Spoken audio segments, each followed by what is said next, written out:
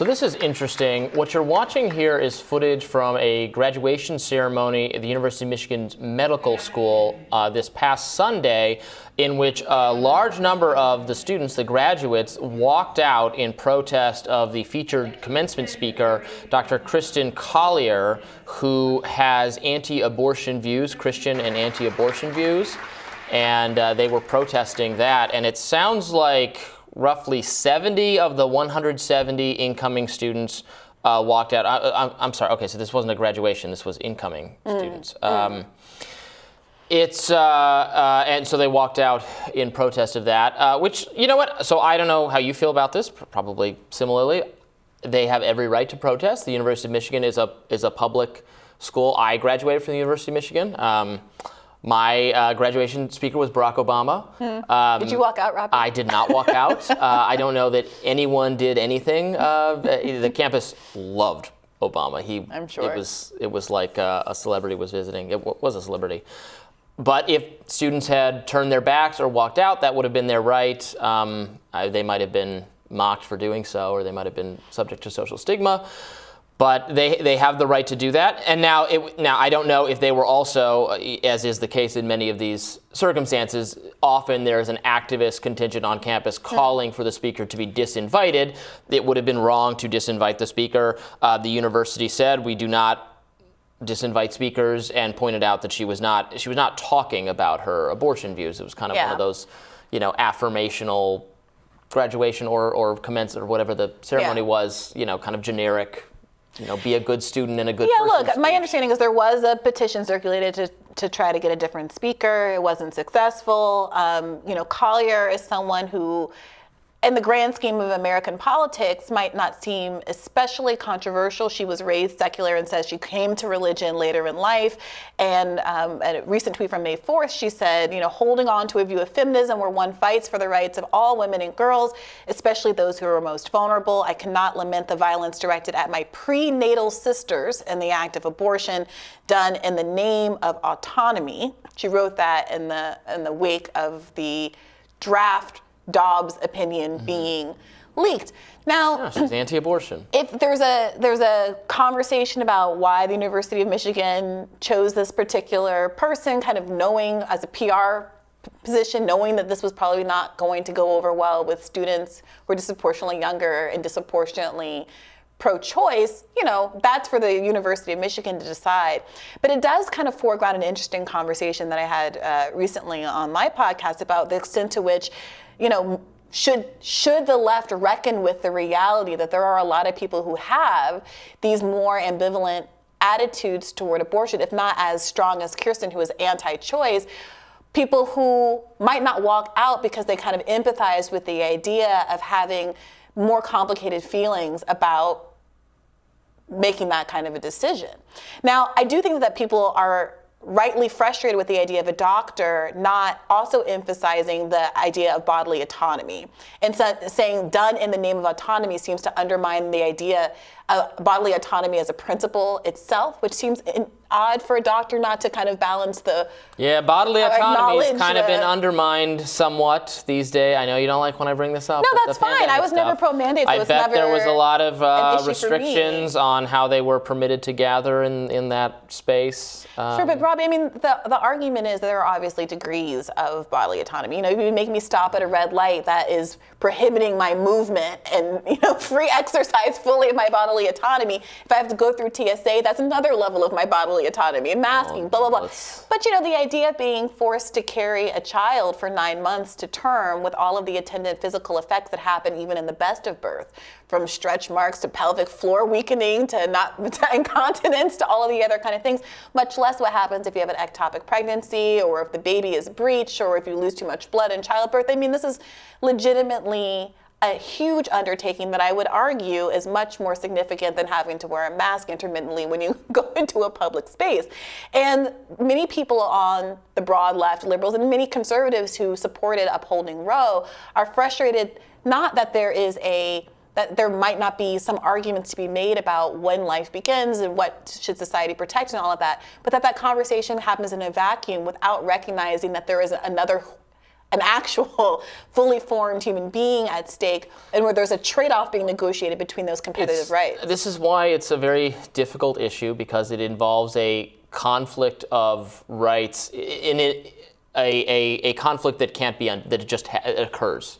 Well, this is why so many people say, okay, then it should be an individual choice. And the frustration here is for her to tweet this after Dobbs, what she's really articulating is that she supports individual states prohibiting abortion within their territory, regardless. But in terms of her speaking, that's a view that, I don't know, 30% more of the country agrees with. It's not an outlandish view. You might disagree with it, but 30% total. Maybe, but 60% of the country supported upholding Roe. And even the Dobbs, if you remember, the whole point of the Dobbs case, the question that was supposed to be actually presented to the court was whether or not Mississippi's, I believe, 15-week abortion ban was constitutional.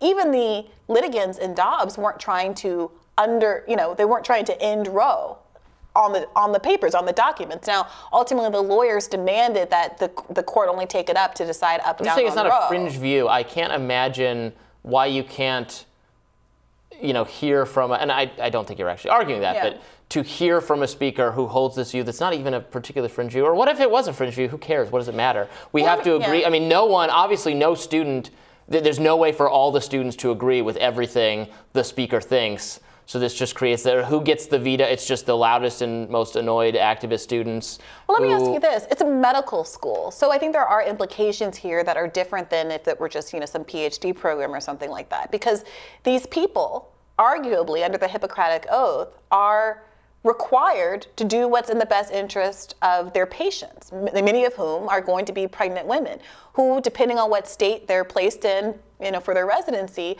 are going to be places that prohibit life-saving interventions for the mother. So, is the real question here, should the University of Michigan... Well, wait a minute. There's a debate over whether we're prohibiting, the ectopic pregnancies. I take your point that maybe there will be confusion, maybe there will be bad case. I'm not, saying I support these laws, but the laws going into effect specifically exempt ectopic pregnancies. I don't think that's true for every state so far. I don't know that's true for every state. We have already seen examples of people who, because of at least the ambiguity that this case has thrown over the medical practice, have delayed interventions that had and resulted in a negative medical outcome for the mother. More pain, more blood loss, more stress, and more risk of actual death to all involved because there was this delay.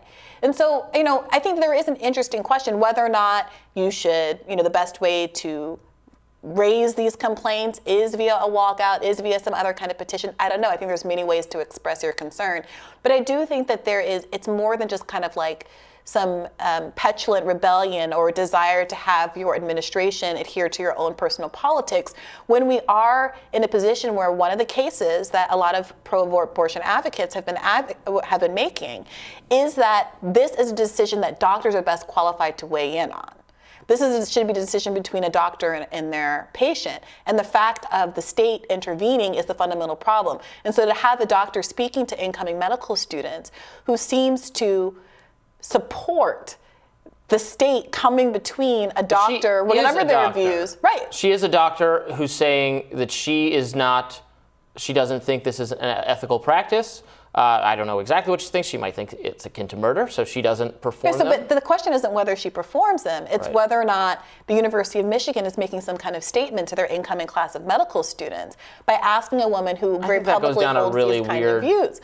Look, that's to say that you're endorsing or co-signing whatever, because then you have to find that's going to end up in a world where the speakers for these kinds of events are just always the most boring, milquetoast, inoffensive kind of people. She wasn't even speaking about abortion, so why have someone necessarily? Then it's not her does it views matter on at all? abortion. We can just let her speak. Maybe it doesn't matter at all. But I think it's worth having a conversation about what the decision making. I would be curious as a student what the administration's decision making.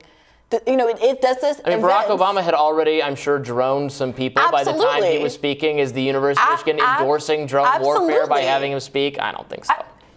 I think if students were to protest and people were to walk out based on that kind of a principled stand, I would entirely support it. Well, sure, right. And I support these students walking out. And I just wouldn't hassle the administration about finding a different speaker, because it seems like there's no way you can appease everyone at that point. Or anyone. No, but maybe we should have an expectation that people are not going to sit around for. When you speak at a school, like, there are going to be more protests. Especially, look, you can't in the weeks after Roe gets overturned, not expect there to be some level of social agitation, because an enormous precedent that's been in effect for almost 50 years, that many women relied on, that many people probably wouldn't be sitting in this classroom without, you're going to have social consequences. And my only concern would be to not engage directly with what the underlying issue is here. What is going to be the line in medical institutions that are training America's young doctors about what the Hippocratic responsibilities are with respect to abortion? And is that going to have to become, there is no separation of politics and science the way that we've been pretending. But I would not say that the medical community would be improved by enforcing a kind of, you can only have one view of this issue, an issue that is one that is hotly debated, in which the people in the country and the laws and everything have a wide range of intense different feelings about. I mean, maybe the best situation would be if you have someone who apparently is known or notable for her views on abortion, to actually have a conversation about it and invite panelists with contrasting views and actually have them discuss it. Part of the problem here is that there is this kind of passive, kind of performativity to all of it, because this event was not about abortion and it wasn't about the speaker's abortion views. So there's just a lot of speculation about all of it. And I don't think you learn a lot from this. If this were a debate, I would have been a lot more critical of the idea of people walking out. Because I'm like, a debate, great, let's actually unpack this and have an opportunity for this woman to defend her beliefs. As it was, fine, walk out, because it just is about the symbolism of why the university would choose to seemingly endorse this position that obviously is not shared by the majority of students. And we can speak at the University of Michigan, and half the students can walk out because of you, and half the students will walk out because of me. I look forward to talking about an empty auditorium. Great. It'll be just like this. Just like this. All right, more Rising right after this. Stay tuned.